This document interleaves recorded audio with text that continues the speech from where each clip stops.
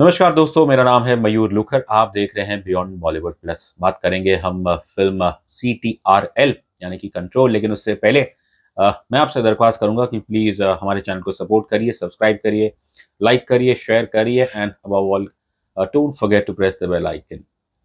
Film CTRL control directed by Vikramaditya Motwani. अब writing में वैसे पहला क्रेडिट उनका है, लेकिन इसमें एक और नाम है अविनाश संपत, जिन्होंने विक्रमादित्य मोटवानी की एक फिल्म जो बहुत अच्छी थी, AK वर्सेस AK, उसका स्क्रीन पे लिखा था। सो जाहिर है, I think Avinash Sampat has a flair for unique stories.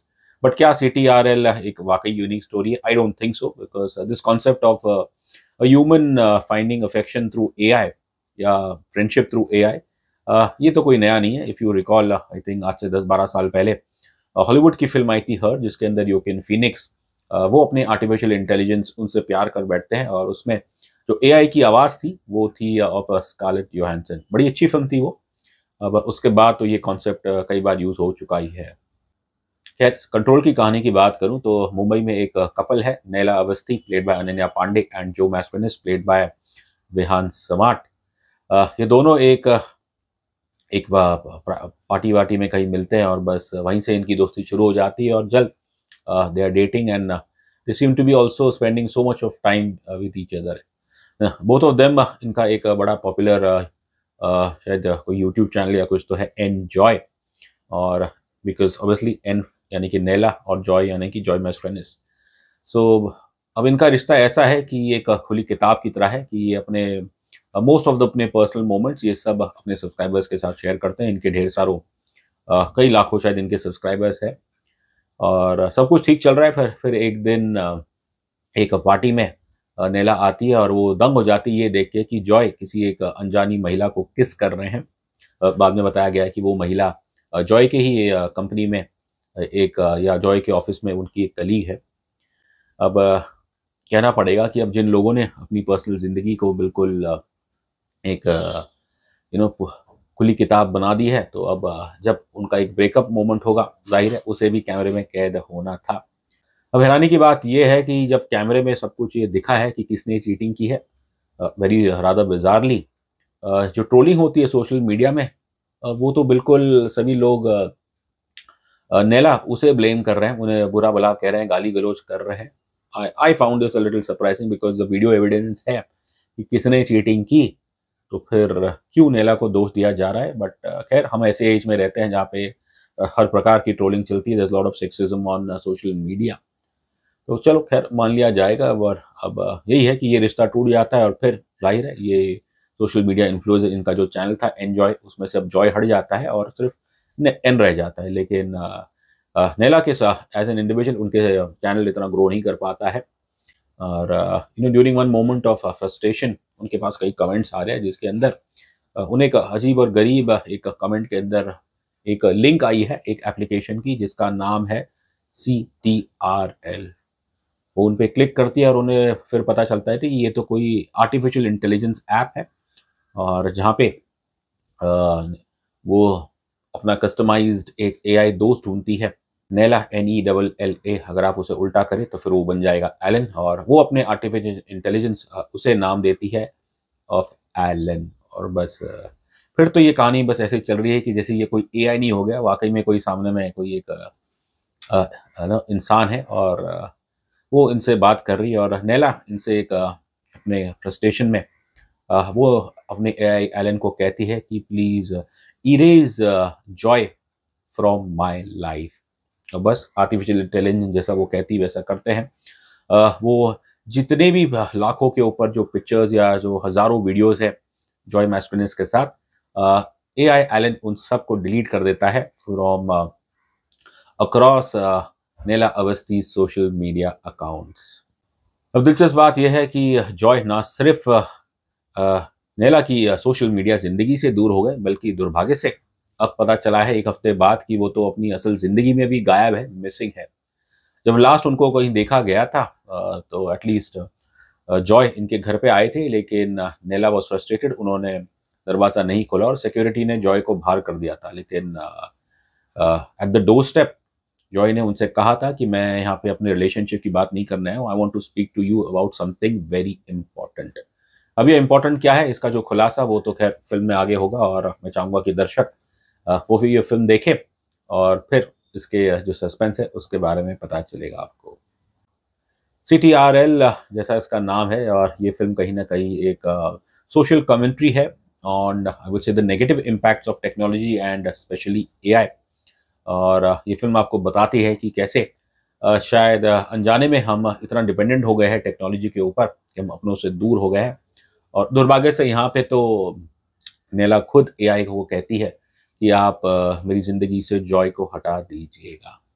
अब जैसा इसका जो एक प्रेडिक्टेबल खुलासा होता है, और जो मैं कहूँगा जो डेंजर्स ये फ़िल्म बताती है, जो मैसेजिंग का, अब मेरा ऐसा मानना है उसके लिए आपको कोई एआई कैरेक्टर क्रिएट करने की ज़रूरत नहीं थी। सिंपल अगर मैं कहूँ कि अगर आपका कंप्यूटर, आपका मोबाइल, लैपटॉप जो भी कुछ है हैक हो गया है, तो उसके लिए आपको एआई नहीं चाहिए। और देखिए, अब टेक्नोलॉजी के बारे में मेरा हाथ इतना मजबूत नहीं है।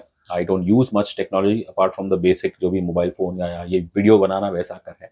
थोड़ा बहुत एआई मैं यूज़ करता हूँ, और जितना मुझे पता है कि आप मैं तो ख़ैर बस एक आधी एआई ऐप यूज़ करता हूँ, और उसके अंदर अगर मैं डालता हूँ कि hi can you flirt with me, तो बिल्कुल वो अलाउड नहीं है, because that has to be company policy.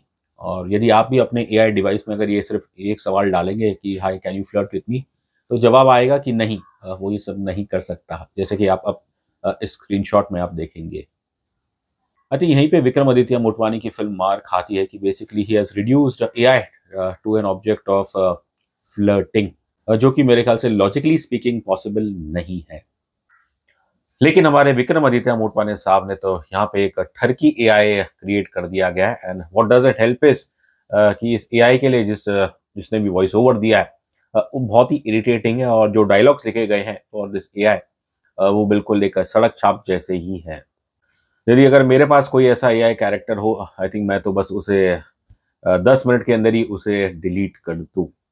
AI मेरे ख्याल से आज की तारीख में काफ़ी इम्पोर्टेंट टेक्नोलॉजी है, लेकिन दुर्भाग्य से सिनेमा और खासकर बॉलीवुड की बात आती है तो हमेशा I think why do they always look upon technology and even AI as an object of desire और फ्रेंडशिप। जो मेन मुद्दा ये बताना चाहते हैं, जिसका मैं ऑब्वियसली रिवील नहीं करूंगा, उसके लिए आपको कोई एआई की ज़रूरत नहीं थी। नॉर्मली कोई भी आपका सिस्टम हैक करके उन्हें कुछ अगर आपका डेटा वेटा चाहिए तो उसके लिए आपको एआई की ज़रूरत नहीं पड़ती है। खैर, अब जो टेक्नोलॉजी एक्सपर्ट्स हैं वो शायद बेहतर कमेंट कर सकते हैं इस फिल्म के अंदर जो टेक्नोलॉजिकल रिप्रेजेंटेशन दिखाया गया है। अब लेकिन सिनेमा केवल टेक्नोलॉजी पे नहीं चलता है। सिनेमा में कहानी, पटकथा ये दोनों मजबूत होनी चाहिए, और मुझे लगा कि ओवरऑल इसका जो पटकथा है वो इतनी शायद दर्शकों को बांध के नहीं रखेगी। हाँ, जब ये मेजर कॉन्फ्लिक्ट आती है उसके बाद आपको लगता है कि ये वाकई में एक आगे जाके बहुत ही एक सक्षम साइबर थ्रिलर कहानी होगी। लेकिन जैसे एक हाई पॉइंट आता है, कॉन्फ्लिक्ट पॉइंट, और उसके बाद अनफॉर्चुनेटली फिर जैसे ये कहानी आगे बढ़ती है तो बस वो मोमेंटम कुछ रहता नहीं है। थोड़े पल, कुछ पल के लिए रहता है, and then it just drops off. अभिनय की बात करूँ तो Ananya Pandey, definitely she has improved in the last few years. अक्सर उनकी ट्रोलिंग होती है, लेकिन यदि आप उनका अभिनय देखें, पर्सनली मुझे उनका काम गहराइया में बहुत अच्छा लगा था। और हाल ही में जो उनकी एक दूसरे नेटवर्क पे, ओटीटी नेटवर्क पे उनकी जो सीरीज़ आई थी कॉल मी बे, मैंने वो देखी नहीं है, लेकिन काफ़ी प्रशंसा सुनी है अनन्या के काम की।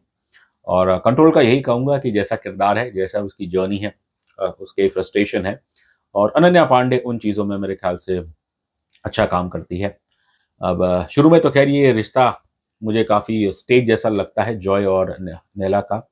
लेकिन जब ये ब्रेकअप होने के बाद और फिर जैसे उनके मुंह से जो देसी शब्द निकलते हैं, कुतिया गुतिया, आई थिंक ऑब्वियसली कहीं ना कहीं वो एक रियल पर्सन, एक रियल फ्रस्ट्रेटेड पर्सन के इमोशन दिखते हैं। और अनन्या का मैं कहूँगा ओवरऑल उन्होंने इस फिल्म में अच्छा ही काम किया है। रियान समाट, मैं शायद उनको पहली बार देख रहा हूँ, और शुरू में जो इनके सीन्स है जहाँ पे ये ऑब्वियसली थोड़े टेंस लग रहे हैं, and he seems to be a fine talent. लेकिन जब एंड में जो एक इनका एक पुराना वीडियो बाहर आता है जिसके अंदर ये एक खुलासा कर रहे हैं, और उसमें मुझे लगा कि वो बहुत ही स्टेज जैसा लग रहा था। ज़्यादा कुछ मैं कह नहीं सकता, लेकिन इस फिल्म के अंदर जो एंटैगनिस्ट है, जिस कैरेक्टर का नाम है आर्यन के, अब ये आर्यन के क्यों रखा गया है, अब ये तो खैर विक्रमादित्य मोटवानी ही बता पाएंगे। और कुछ ऐसी बातें की है आर्यन के को लेके जो जाहिर है people will instantly related to Aryan Khan. अब खैर क्रिएटिव लिबर्टी है डायरेक्टर को। अब I don't know how Shahrukh Khan और Aryan Khan will react to this Aryan के इन कंट्रोल। फिल्म की जो मेरे ख्याल से सबसे स्ट्रॉन्ग पॉइंट है वो है इसकी विजुअल रिप्रेजेंटेशन, जो शुरू की काफ़ी हद तक की मेरे ख्याल से 1 घंटे की फिल्म है। वो ज़्यादातर बेसिकली टेक्नोलॉजी पे ही प्ले होती है। Chat basically it reflects the AI chat involving नेला। और तो इसलिए इसमें जो ग्राफिक डिज़ाइनर है फिल्म का, उसका रोल मेरे ख्याल से सबसे अहम है। और editor, I am sure even editor को मज़ा आया होगा कि कुछ अनोखा काम करना पड़ रहा है। This style of cinematic representation we've seen in some previous films before. I think कुछ साल पहले कोविड के टाइम पे फहद फासिल की एक अच्छी फिल्म आई थी, उसके अंदर भी वही था। बस घर बैठे बैठे आप अपने लैपटॉप में चैट वैट कर रहे हैं। और there are 1 or 2 very thriller film, cyber thriller films from Hollywood. तो उसमें नयापन नहीं है, लेकिन जो विक्रम आदित्य मोटवाने उन्होंने जो अपना विजुअल रिप्रेजेंटेशन किया है टेक्नोलॉजी को लेके, वो मेरे ख्याल से काफ़ी विजुअली इम्प्रेसिव है। लेकिन एज आई सेड बिफोर, फिल्में केवल टेक्नोलॉजी पे नहीं चलती, स्टोरी से स्क्रीन प्ले बहुत ज़रूरी है। मेरा मानना है कि ओवरऑल इस फिल्म की जो पटकथा है वो इतनी इम्प्रेसिव नहीं है। वैसे तो इस एडवांस टेक्नोलॉजी के ज़माने में खासकर एआई के दौर में अब कुछ प्राइवेसी रही नहीं है। बट काश ये फिल्म, इसका पटकथा बेहतर होती तो शायद it would have enhanced our overall experience. फिर भी मैं नेटफ्लिक्स के दर्शकों से गुजारिश करूंगा कि आप इस फिल्म को ज़रूर देखिए। रही बात रेटिंग की, तो मैं देता हूं CTRL को 5 में से 2 स्टार्स।